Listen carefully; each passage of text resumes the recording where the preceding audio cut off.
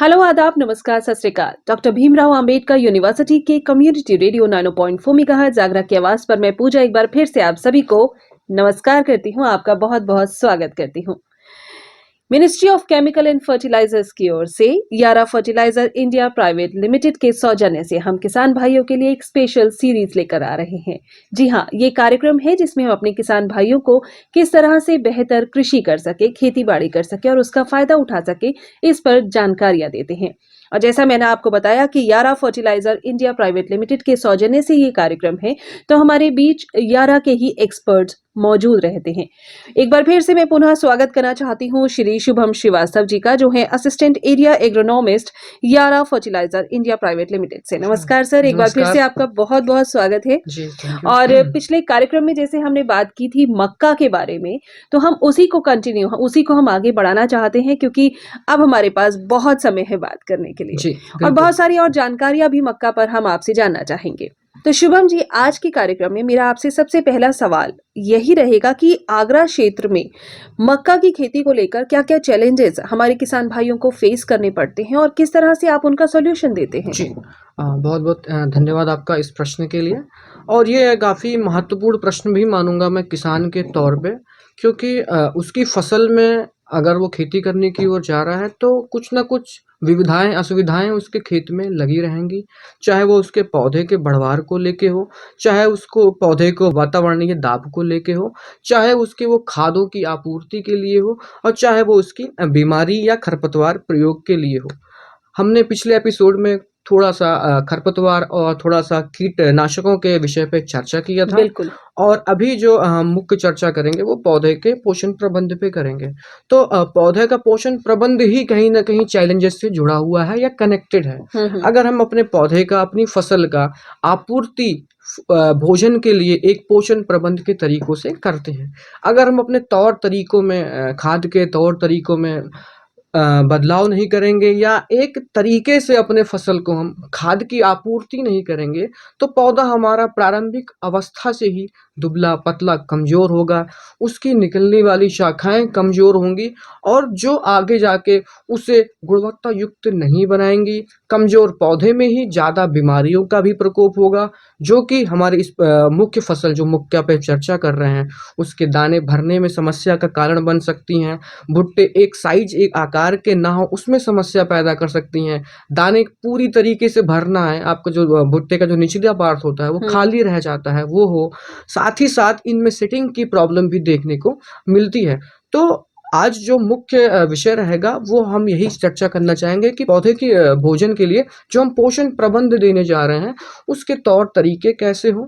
तौर तरीके से मतलब ये रहेगा कि वो किस तरीके से खेती में अपने खादों को अपनाएँ, जिससे मिट्टी के स्वास्थ्य के साथ-साथ पौधे में विकास के लिए बढ़ोतरी हो, वातावरणीय दुष्प्रभावों से फसल दूर रहे, मिट्टी दूर रहे और मनुष्य को फसल में हमें उत्पादन के तौर पे साफ-सुथरा, स्वस्थ, निरोगी जो फसल है, वो हमें मिले, जो हमारे शरीर के लिए, हमारे जानवरों के फॉडर क्रॉप में अगर देखें तो हमारे जानवरों के भोजन के लिए अति आवश्यक और भी हो जाता है। हुँ। जी, तो मेरे ख्याल से इसी पर निर्भर है हमारा 4 आर कांसेप्ट। जी, तो एकदम। 4 आर कांसेप्ट पहले हमें बताइए। जी, 4 आर कांसेप्ट एक किसानों के लिए एक दिशा लाइन है, एक गाइडलाइन है, एक रास्ता है किसानों को कि वो कैसे अपनी खेती को एक आसान तरीके से बना सकता है। हम बहुत सारी बातें करते हैं, कहीं न कहीं कुछ बातें किसान भाई हमारा याद रखता है, कुछ बातें हमारा भूल जाता है। लेकिन अगर हम एक फ़ोकस होके, एक तरीके से अगर हम किसान को ये बात 4 बिंदु अगर हम समझा ले गए, किसान इस 4 विषय हमेशा अपने मस्तिष्क में लेके चले अपनी खेती की ओर, जब भी वो खेती की ओर अपने बढ़ रहा है, चाहे वो बुआई से लेके अब के तुड़ाई तक की। अगर ये 4 व्यवस्थाएँ इन मध्यांतर के बीच में रहेगा, तो नो डाउट उसका फसल उससे अच्छा व्यवहार करेगा।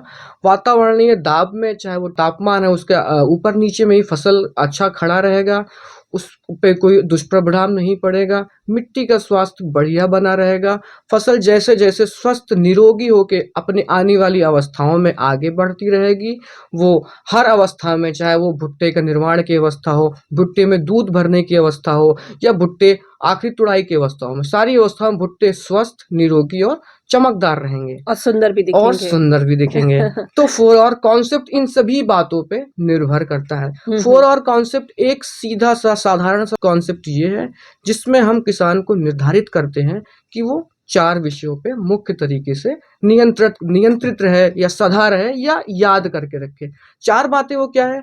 4 बातें एक है सही खाद की जानकारी, राइट न्यूट्रिएंट, उससे ये जानकारी हो कि हमें अपनी नगदी फसल में, अपनी खाद्यान्न वर्गीय फसल में, अपनी दलहनी फसल में या जो भी अनाज वर्गीय फसल वो ले रहा है, उसकी फसल के आगे आने वाली अवस्थाओं में कौन-कौन सी खादें उसके लिए आवश्यक रहेंगी। तो ये सबसे महत्वपूर्ण बात हमारे किसान भाइयों के लिए हो जाती है, जानकारी सही खाद की। सही खाद की, बिल्कुल। दूसरा अगर हम बात करें, हमें नॉलेज हो गया कि हाँ, हमें अपनी फसल में इन खाद को डालना है। अब दूसरी बात आती है मात्रा की। सही मात्रा हमें इन खादों की कितनी देनी है जिससे हमारे फसल की पूर्ति अच्छी तरीके से हो, हमारा फसल भूखा ना रहे, उसकी आपूर्ति अच्छे तरीके से होगी, तभी वो जाके आने वाली अवस्थाओं में अच्छी तरीके से अपने आप को प्रदर्शित कर पाएगा। तो सही मात्रा भी निर्धारित करती है एक अच्छी खेती की ओर। सबसे पहला कंसेप्ट ये रहा कि सही चीज का इस्तेमाल आपको करना है, और दूसरा ये रहा कि सही मात्रा में उन चीजों को आपको इस्तेमाल करना है। अब ये 2 बात किसान के मस्तिष्क में हो गई। अब तीसरा प्रश्न उठना चाहिए उसका या हमारा कि सही समय क्या हो इसका? बिल्कुल। सही समय भी निर्धारित करता है हमें हमारी फसलों में, हमारी फसलों के लिए कि हमारी फसल किस वक्त में हमें कौन सा खाद डालें और उसकी मात्रा को कितनी रखें। अगर हम समय का निर्धारण नहीं करेंगे तो क्या पता जो खाद हमारी फसल 30 दिन पे मांग रही है या हमारी फसल बुआई के वक्त मांग रही है, वो खाद हम बुआई के वक्त ना डाल के अगर हम 30 दिन के अंतराल पे डालेंगे तो वो हमारी फसल ना ले पाएगी, ना उसकी आपूर्ति हो पाएगी। तो सही समय का निर्धारण हर फसल के लिए अति आवश्यक है। जो खाद बुआई के टाइम पे पड़ेगी, जरूरी नहीं कि वो खाद आप 30 दिन की अवस्था पे डालें, क्योंकि कुछ खादें मिट्टी के अंदर पड़ती हैं, जो मिट्टी के अंदर ही जाके जड़ों का निर्माण हुआ, जड़ों में निकलते वाले जो रूट के बाद हेयर्स होते हैं, उनका निर्माण में सहायक होती हैं। अगर उन्हीं खाद को आप ऊपर से डालने का प्रयास करेंगे तो वो जड़ तक नहीं पहुंच पाएंगी और किसान का एक तरीके से लॉस भी होगा, उसकी फसल को फायदा भी नहीं होगा। तो सही समय एक बहुत बड़ा फैक्टर है हमारे खेती के लिए। एक सवाल मैं यहाँ करना चाहूंगी, ये जो सही समय है, जी, कितना अंतराल होना चाहिए, इसकी पहचान कैसे हो? जी, बहुत बढ़िया प्रश्न आपका है। कुछ हमारी खादें हैं जो हमारे लोकल मार्केट में हर फसल के संबंधित बनाई जाती हैं। उन खादों की विशेषता ये रखी जाती है कि ये स्पेशल खाद हमें बुआई के वक्त प्रयोग करना चाहिए। प्रगतिशील किसान इसका इस्तेमाल करते भी हैं। कुछ किसान नहीं करते हैं या उनको जानकारी है तो वो सोचते हैं कि इसका 2 बार हम प्रयोग कर दें तो ज़्यादा हमें उपज मिल जाएगी। लेकिन जो खाद बिजाई के टाइम पे बेसल डोज एप्लीकेशन के लिए बनी है, वो खाद जरूरी नहीं कि वो 30 दिन पे उतना अच्छा कार्य कर पाए। अच्छा। जी। चौथी बात मैं रखूंगा सही सोर्स। सही सोर्स भी बहुत ज़्यादा महत्वपूर्ण भूमिका बनाता है हमारी कृषि की ओर। अगर हम सही सोर्स की ओर नहीं सोच रहे हैं तो भी कहीं न कहीं हम अनअवेयर हैं अपनी खेती के लिए और अपनी खेती के तौर तरीकों के लिए। तो ये 4 बातें किसानों के लिए बहुत ज़्यादा महत्वपूर्ण योगदान रखती हैं उसकी खेती के लिए, खेती के तौर तरीकों के लिए, मिट्टी में खादों के संतुलन के लिए, ताकि हम इसी खेत में लंबे समय तक अच्छी खेती कर पाएँ, फसल निरोगी बना रहे, कम से कम हमें खरपतवारनाशी या हमारी जो बीमारियाँ लग रही हैं, इनका स्प्रे हमें कम करना पड़े और फसल हमें एक अच्छा चमकदार गुणवत्तायुक्त उत्पादन दे के जाए। तो किसान भाई से मेरा एक यही छोटा-सा मैसेज रहेगा कि जब भी आप अपनी कोई भी खेती करने जा रहे हैं, तो दिमाग में अगर आप ये 4 बिंदु रख के चलेंगे, तो जो फसल की अवधि है, मान लो कोई फसल है हमारा वो 90 दिन का है, कोई फसल हमारा 60 दिन का है, कोई फसल हमारा 120 दिन का है। तो हमें इन ड्यूरेशन के बीच में उसके खादों का प्रबंध कैसे करना है, ये हमें क्लियर रहेगा कि हम बुवाई की जा रहे हैं, हमें ये खाद लेना है, इसकी इस मात्रा को लेके हमें खेत की तैयारी शुरू कर देनी है। फसल हमारी अब पहले पानी की ओर है, हमें इस वक्त यूरिया की इतनी ही मात्रा अपने 1 एकड़ क्षेत्र में देनी है। फसल हमारी अब 30 दिन के अंतराल पे पहुंची है, इस वक्त हमें फसल की कोशिकाओं के निर्माण के लिए कैल्शियम खाद की पूर्ति करनी है ताकि उसकी कोशिकाओं का जन्म हो, कोशिकाओं से और अन्य शाखाएं बन पाए और फसल क्या है आगे अपनी परागण की अवस्था में सही तरीके से सुरक्षित पहुंच जाए। बिल्कुल। तो ये चारों बिंदु मैं कहना चाहूंगा बहुत ही बहुत महत्वपूर्ण। इम्पोर्टेंट है। सही सोर्स की पहचान कैसे हो? जी, बहुत ही बढ़िया प्रश्न आप है। किसान को ये अब सोर्स वाली बात आपने की, आपने एक प्रश्न अभी पूछा था कि किसान को कैसे पता हो कि ये खाद हमें बुआई पे डालनी है या ये खाद हमें किस ऊपर से अंतराल में और किस समय पे कैसे डालनी है। कुछ खादें जो हमें ऊपर स्प्रे के माध्यम से करनी है। मान लीजिए हमें ऊपर से किसान को जिंक का स्प्रे करना है, जो भी कंपनियों के प्रोडक्ट्स मार्केट में अवेलेबल हैं उसका फार्मर जिंक लेके स्प्रे कर रहा है, उसे ये पता हो कि हमें ऊपर से जिंक लिक्विड फॉर्म में कब देना है। अगर हम बुआई के टाइम पे डाई अमोनियम फॉस्फेट डीएपी का इस्तेमाल करते हैं, उसका सोर्स हमें बेसल डोज में दिया है, हमें ये पता हो कि 30 दिन पे अगर हमें फास्फोरस की पूर्ति करनी है तो हमें लिक्विड के माध्यम से करनी है, ताकि उसकी गतिशीलता पौधे में ज़्यादा बनी रहे, पौधा उसे ज़्यादा अपने शरीर में अपने अंगों के लिए उपलब्ध करा पाए और ज़्यादा से ज़्यादा उसका इस्तेमाल कर सके। तो सही सोर्स ये निर्धारित करता है कि हमें दाने वाली खादों की तरफ कब जाना है, कब हमें स्प्रे वाली खादों की ओर जाना है, ताकि फसल में गतिविधियां उसके वातावरण प्लस उसकी परिस्थितियों के अनुसार सही तरीके से बनी रहे। तो शुभम जी, सही सोर्स की सही जानकारी कहाँ से प्राप्त हो? जी, सही सोर्स की सही जानकारी एक हम आज माध्यम बने हुए हैं। बाकी किसान गोष्ठियाँ बहुत सारे कंपनियाँ या बहुत सारी कंपनी जो हमारे फील्ड पे काम करती हैं, वो कहीं न कहीं जानकारियाँ प्रोवाइड करती हैं। बाकी यारा की अगर हम बात करें, यारा अपना मक्के का पोषण प्रबंध देती है किसान भाइयों को। इस पोषण प्रबंध में हम किसान भाइयों को बताते हैं कि ये हमारा मक्के का पोषण प्रबंध है, और जो मैंने 4 आर बातें आपसे अभी बोली हैं, सही समय, सही टाइम, सही स्रोत और सही खाद, ये सारी चीज़ें हम किसानों को दिखा मेंशन सकते हैं हम जी, इसको? जी, जी।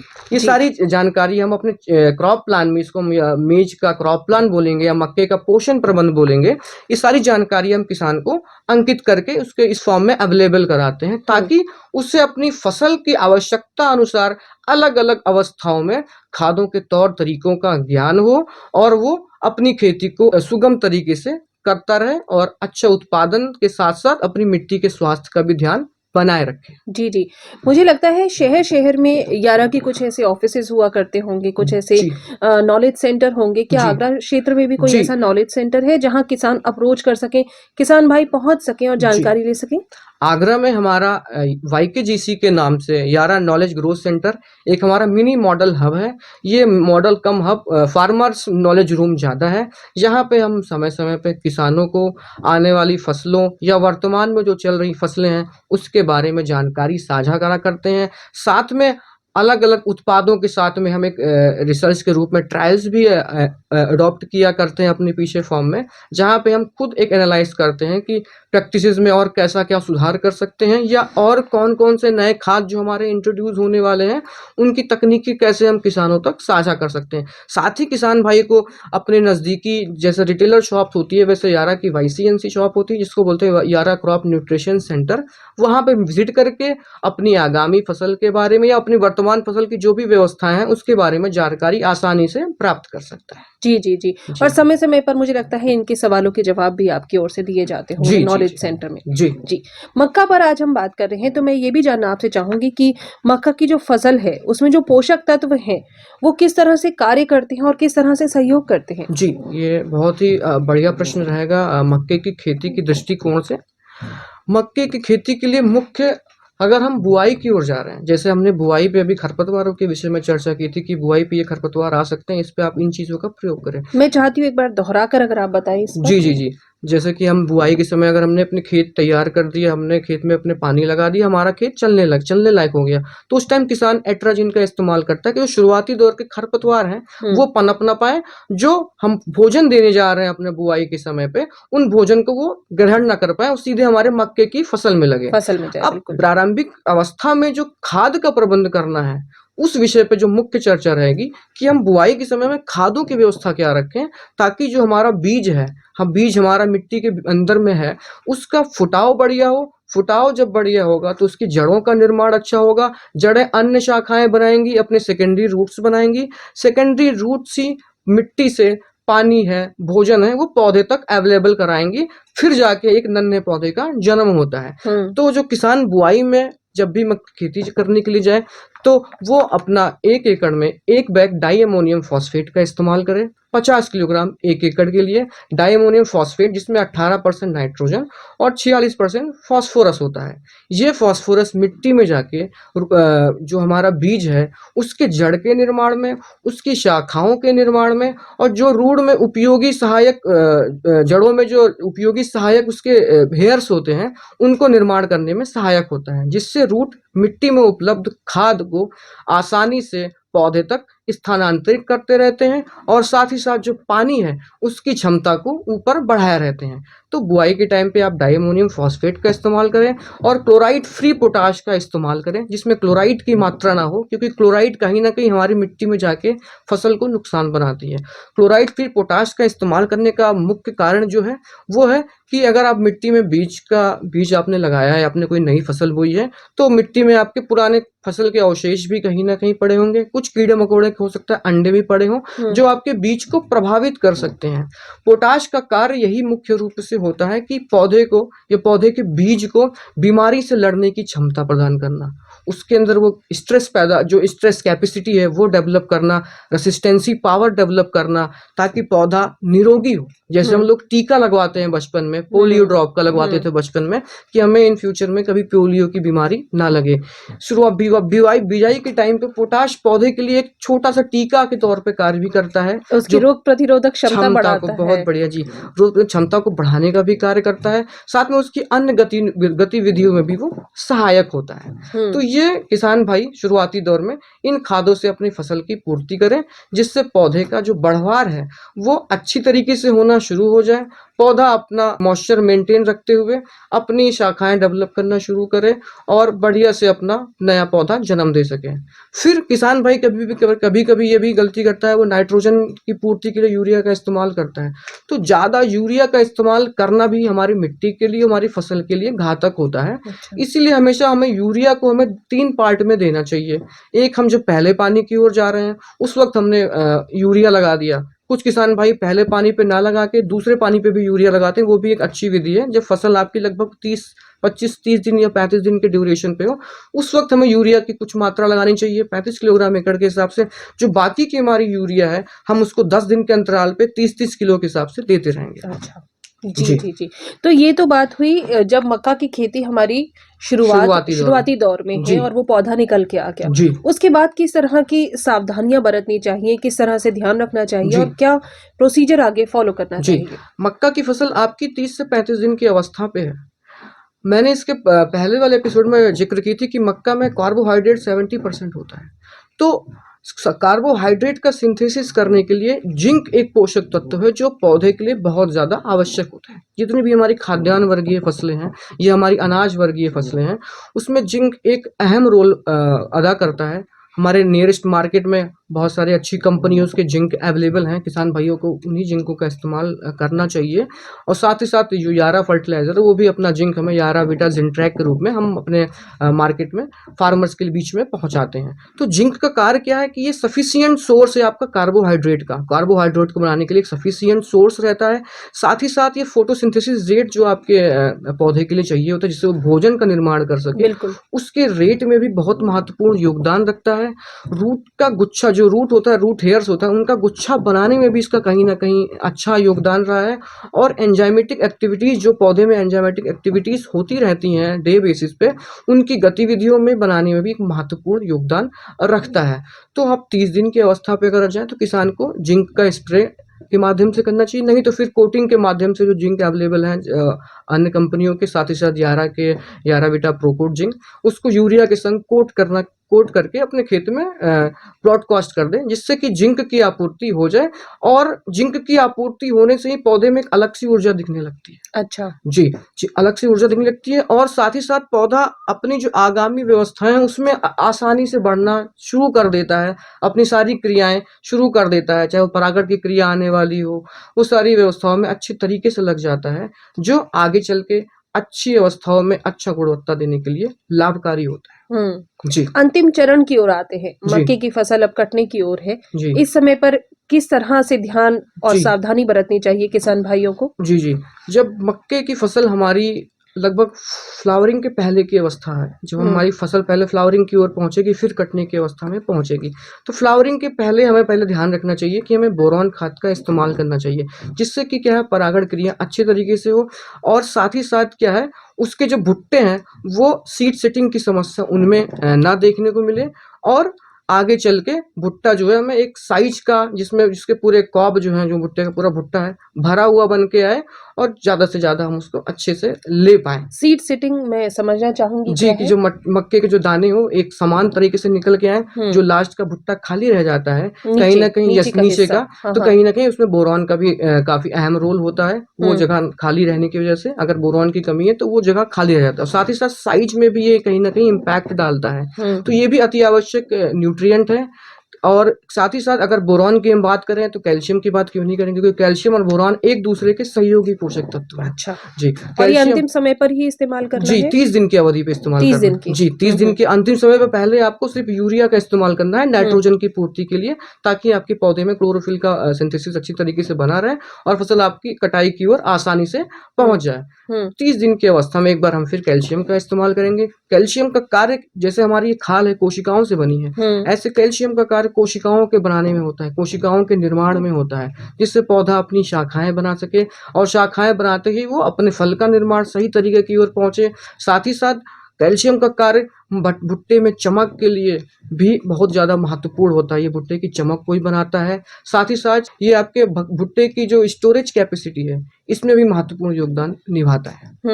जी। तो कैल्शियम की मात्रा कितनी होनी चाहिए, किस तरह होनी चाहिए, और क्या इसे किसी के साथ मिलाकर दें जी। या हम इसे अलग से दे सकते जी, हैं? बिल्कुल।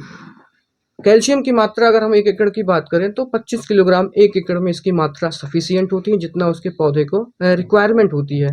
अगर इसको हम मिलाने की बात करें तो आप यूरिया के संग इसको मिला के खेत में डाल सकते हैं। साथ ही अगर आप यूरिया का प्रयोग पहले कर चुके हैं अपने 1-2 दिन पहले, तो आप सीधे कैल्शियम का इस्तेमाल करके अपने खेत में इसका इस्तेमाल कर सकते हैं। जी, जी। जी। तो मक्के की खेती पर आज हम चर्चा कर रहे हैं, और आपने शुरू से लेकर अंत तक के सभी चरणों के बारे में हमें खेती किस तरह से की जाए ये बताया। लेकिन मैं ये भी चाहूँगी कि हमारा ये जो आगरा क्षेत्र है, ये आलू की खेती के लिए ज़्यादा फ़ेमस है, जी। और आप ये भी बता रहे हैं हमारे किसान भाइयों को पिछले एपिसोड से कि हम मक्के की खेती करके भी बहुत फ़ायदा उठा सकते हैं। जी। तो थोड़ा मैं चाहूँगी आप हमारे किसान भाइयों को एक संदेश दें, समझाएँ जी। कि किस तरह से मक्के की खेती भी उन्हें फ़ायदा पहुँचा जी। सकती है।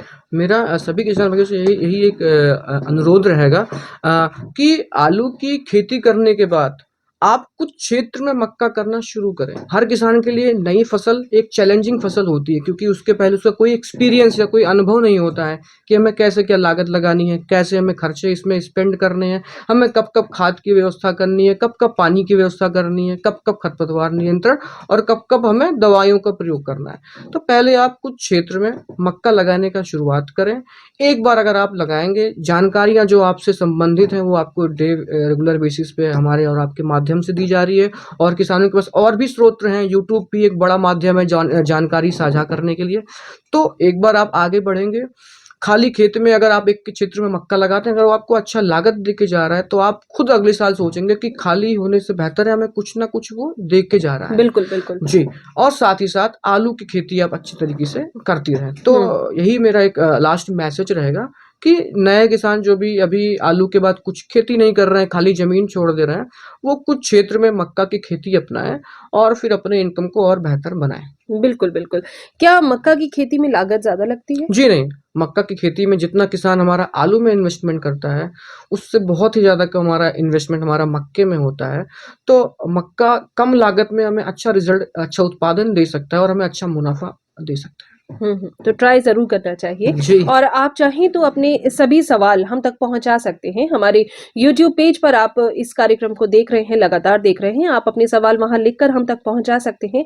हम ऐसे ही विशेषज्ञों के माध्यम से अगले एपिसोड में आपके सवालों का जवाब आप तक पहुँचाने की पूरी कोशिश करेंगे, और वो भी सही तरीके से। सही कहा जी। सर मैंने? जी, जी, बहुत। जी, जी। और मैं फिर से एक बार ministry of the chemicals and the fertilizer का बहुत-बहुत धन्यवाद कहना चाहूँगा, जो आपकी यूनिवर्सिटी डॉक्टर भीमराव अंबेडकर के माध्यम से रेडियो की आवाज़ 90.4 के माध्यम से हमारी आवाज़ तक किसानों के मध्य पहुँचा रहे हैं, यूट्यूब के माध्यम से पूरे भारतवर्ष में पहुँचा रहे हैं। बिल्कुल। तो ये एक नई पहल है, और ये पहल हमारे साथ-साथ हमारे लिए उपयोगी है, क्योंकि कहीं न कहीं हमारे स्वास्थ्य के लिए लाभदायक है और बिल्कुल। हमारी फसलों के लिए लाभदायक है और हमारे जानवरों के लिए लाभदायक है, जिससे हम कहीं न कहीं जुड़े हुए हैं। तो ये हम सब के लिए बहुत अच्छा अभियान है, इस पे हम लगातार जुड़े रहेंगे।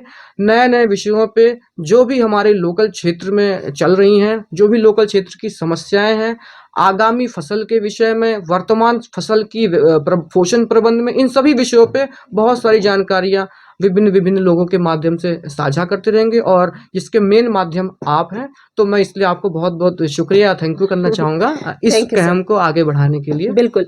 और जैसा कि हमने अपने पिछले एपिसोड में अपने दर्शकों से, अपने सुनने वालों से, अपने श्रोताओं से वादा किया था कि हम आलू की खेती पर भी चर्चा करेंगे। तो जी, मैं चाहूँगी आलू की खेती हमारे क्षेत्र में मुख्य भूमिका निभाती है। जी, थोड़ा-सा उस पर चर्चा करें क्योंकि जी, ज़्यादा समय तो हमारे पास नहीं है, उसको जी, हम आगे भी कंटिन्यू कर सकते हैं। जी, जी, लेकिन आलू की खेती के बारे में कुछ जी। महत्वपूर्ण बातें ज़रूर बताएँ।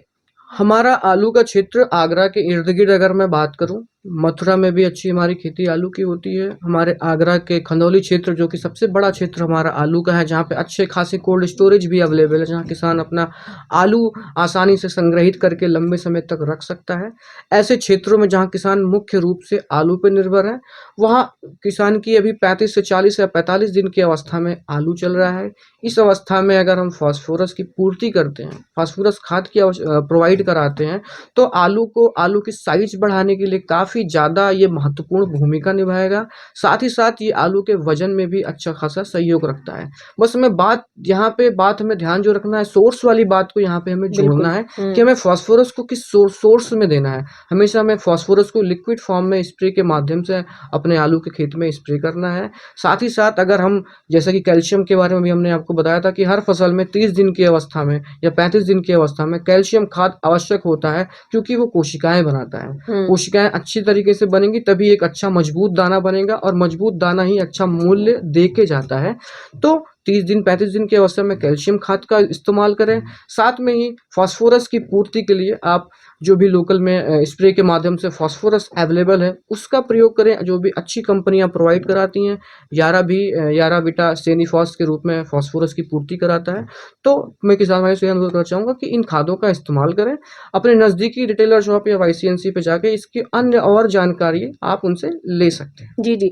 तो शुभम जी मैं ये भी जानना चाहूँगी कि कैल्शियम का जो छिड़काव है, जी, कैल्शियम जो जी, हमें अपनी कृषि में डालना है, जी। क्या वो एक ही बार इस्तेमाल किया जाता है या बार-बार? जी, जी, नहीं, कैल्शियम का इस्तेमाल आप 2 बार कर सकते हैं। हुँ, आप पहले इस्तेमाल जो भी आपने जिस अवस्था में मैं बात किया, उस अवस्था में हमें देना है। हुँ, 30 से 35 दिन की अवस्था में हमें एक बार कैल्शियम देना चाहिए, जिससे क्या है वो अपनी जो शाखाएँ हैं, वो बनाना शुरू कर दें। उसके बाद आप फिर 10 से 15 दिन या 20 दिन के अंतराल पे किसान अपनी व्यवस्था के अनुसार से कैल्शियम डाल सकता हुँ, है। हुँ। जी।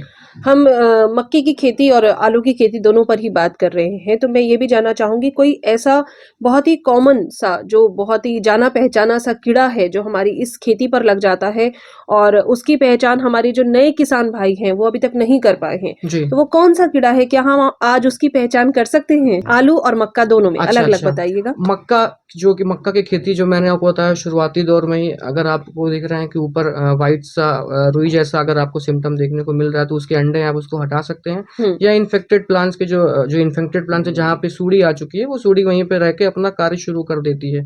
तो एक तो ये सबसे बड़ी पहचान है कि वो शुरुआती दौर में ही। शुरुआती दौर में ही लगभग मक्का 25 से 30 दिन की अवस्था में होता है, उस वक़्त भी शुरू होता है। कई-कई क्षेत्रों में इसका प्रकोप पहले भी देखा जा चुका है। हुँ, अगर हम आलू की बात करें, आलू मुख्य जिस अवस्था में अभी चल रहा है, वो अभी अपना ट्यूबर इनिशिएट कर रहा है, मतलब जो नए-नए ट्यूबर्स हैं उनको बना रहा है। हुँ, वो अपने फुलाने की ओर की अवस्था में है, फुलाने की ओर अवस्था में है। इस अवस्था में उसे पाले का भी सामना करना पड़ता है, क्योंकि रात को पाला गिरता है, जिससे फिर वो समस्याएँ आती हैं जो कि अर्ली ब्लाइट की समस्या को भी जन्म देती हैं। हुँ, अर्ली ब्लाइट की समस्या के लिए उससे पहले ही अगर उसके क्षेत्र में ज़्यादा अर्ली ब्लाइट की समस्या शुरू हो जा रही है, हल्का सा उसको शुरुआती दौर में दिख रहा है कि उसके लीव्स पे येलो स्पॉट्स दिखना शुरू हो जा रहे हैं, उसकी पत्तियों पर पत्तियों पे पीलापन आ रहा है। पीलापन जलना शुरू हो जा रहा है। जलना, अच्छा। जलना हुँ, भी हुँ। शुरू हो जा रहा है, तो आप समझ जाएँ कि अर्ली ब्लाइट का प्रकोप आ चुका है और जो भी उसके रिलेटेड जो भी मार्केट में हमारे जो फंजीसाइड्स हैं, उनका इस्तेमाल आप करके उसकी रोकथाम कर सकते हैं। हुँ, इसके विषय पे मैं डिटेल्स में चर्चा अपने आगामी एपिसोड्स में ज़रूर करूँगा हुँ, कि कैसे इसको बचा जा सकता है और कैसे हम अपने आलू को अच्छे साइज़ की ओर, अच्छे चमक की ओर और अच्छी गुणवत्ता की ओर लेके जाएँ, ताकि हमें अधिक से अधिक अपने उन आलू का मूल्य मिल सके। क्या इस तरह के प्रोडक्ट्स भी हैं जिनमें सही मात्रा में सब चीज़ें पड़ी हुई हैं और हम आराम से उनका इस्तेमाल कर सकते जी, हैं? या अगर मैं बात करूँ स्पेशली यारा की, तो यारा भी काफ़ी प्रोडक्ट्स अवेलेबल कराती है, जिसमें एक ही आपके दाने में 9-9 प्रकार के पोषक तत्व होते हैं, जिससे हम संपूर्ण आहार भी बोल सकते हैं एक पौधे के लिए, जिसमें 9 प्रकार के खादों की पूर्ति, जिसमें प्राथमिक पोषक तत्व भी हैं, द्वितीयक पोषक तत्व भी हैं और सूक्ष्म पोषक तत्व भी हैं। साथ ही साथ मार्केट में कुछ कंपनी और भी वर्क कर रही हैं, जो इससे हल्का-सा मिलता-जुलता हुआ खाद्य जो है किसानों के लिए प्रोवाइड करती हैं। बस किसानों से मैं यही बोलना चाहूँगा कि चाहे वो खाद की व्यवस्था हो, चाहे वो दवा की व्यवस्था हो, चाहे वो खरपतवारनाशी की व्यवस्था हो, चाहे वो बीज की व्यवस्था हो, हमेशा अच्छी कंपनी का चयन करें, जो मार्केट में अच्छा काम कर रही है, फिर आपको निराशा देखने को नहीं मिलेगा। बिल्कुल, बिल्कुल और हमारा उद्देश्य भी यही है इस कार्यक्रम के माध्यम से भी कि हम अपने किसान भाइयों का ज़्यादा से ज़्यादा मुनाफ़ा करवाएँ, ज़्यादा से ज़्यादा उनकी बेहतर कृषि हो क्योंकि अगर वो अच्छा उत्पाद पैदा कर पाएँगे, तो हम सभी का जीवन, हम सभी की सेहत, हमारे बच्चों की सेहत भी अच्छी बनी रहेगी। आज एक बार फिर शुभम जी आप हमारे बीच आए हैं, आप हैं असिस्टेंट एरिया एग्रोनॉमिस्ट यारा फर्टिलाइज़र इंडिया प्राइवेट लिमिटेड की ओर से आज आपने एक बार फिर से हमसे मक्का की खेती पर बहुत सारी बातचीत की। जी। बहुत-बहुत धन्यवाद मैं इसके लिए आपका करना चाहूँगी। जी, जी, बहुत-बहुत धन्यवाद आपका भी। फिलहाल दोहराकर मैं बताना चाहती हूँ कि ministry of chemical and fertilisers की ओर से यारा फर्टिलाइजर इंडिया प्राइवेट लिमिटेड हमारे को ये कार्यक्रम स्पॉन्सर कर रही है और इस स्पॉन्सरशिप के माध्यम से ही हम आप तक सही जानकारियां पहुंचा पा रहे हैं। होगी आपसे फिर मुलाकात अगले एक और एपिसोड में। हमारे साथ एक और विशेषज्ञ होंगे। तब तक पूजा को दीजिए इजाजत। नमस्कार।